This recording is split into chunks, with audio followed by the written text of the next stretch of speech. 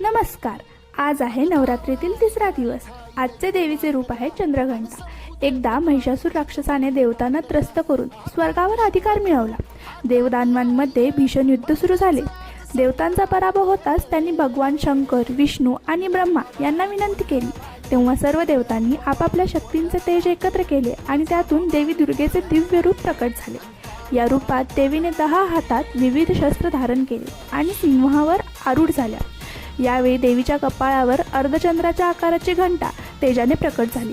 त्यामुळे त्यांना चंद्रघंटा असे नाव मिळाले. महिषासुराने देवीला युद्धासाठी आव्हान दिले. युद्ध इतके भयंकर झाले की आकाशात व पृथ्वीवर देवींच्या सिंहगर्जना आणि घंटानादाने संपूर्ण विश्व दुमदुमले. शेवटी देवीने महिषासुराचा नाश केला आणि देवतांना पुन्हा स्वर्ग दिला. या मातेची उपासना केल्यामुळे भीती, नकारात्मकता, अडथळे व शत्रूचा नाश होतो. या देवीची आरती मी कमेंट सेक्शनमध्ये लिहित आहे.